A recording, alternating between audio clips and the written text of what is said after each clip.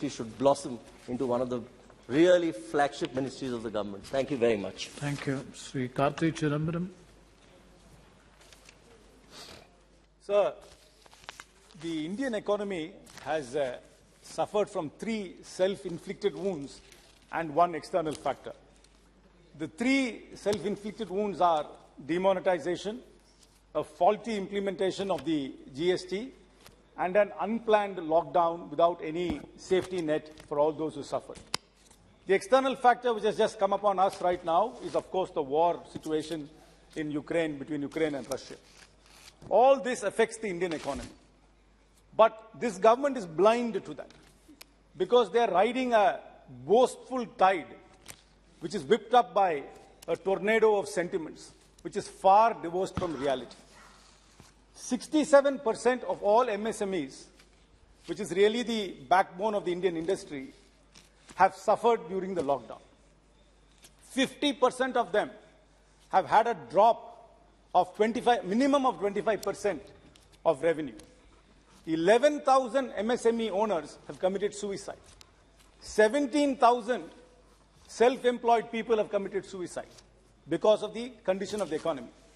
Let the minister not think that I'm only gloom and doom about what's happening in the country. There are some bright spots.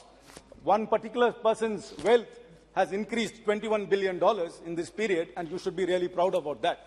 So it's not all doom and gloom. There are some bright spots. Only few. So nothing is being done for the MSME sector. If you look at what's happened in the budget right now, the credit-linked capital subsidy scheme has not been allotted any funds.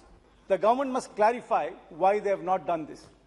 Further, the technology upgradation and quality certification scheme, the budget has been cut 75%. And the insolvency code benefits are not given to proprietorships, only to corporates and other businesses.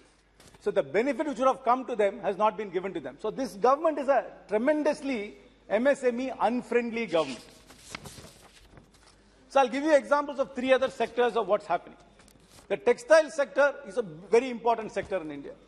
They have a scheme called the PLI scheme, Production Linked Incentive Scheme. That scheme, the benefit is given for the end product, but not for the intermediary products which come along the way. And you need to have a 50% increase in revenue, turnover every year in order to get the benefit of that. This is an unrealistic target. This is almost as unrealistic as a 10-minute grocery delivery which somebody else is announcing right now. So these are all completely MSME unfriendly policies which this government is following. Sir, in the plantation sector, even the standing committee has said that the allocation is below par. Every trade organization, right from UPASI, has said that the allocation to the plantation sector is low. You would appreciate it. You come from a state which has got lots of plantation sectors there. And they are going to force people, the small plantation grower, to move out of this sector. The benefits which agriculture gets is not given to the plantation sector, and it is incumbent upon the government to explain why plantation is different from agriculture, because there are many small plantation owners who don't get the benefit of the schemes which are available to small farmers. The other sector which I'd like to bring your attention to, which my colleague Mr. Pinaki Misra actually alluded to, the intellectual property framework in India is seriously lacking.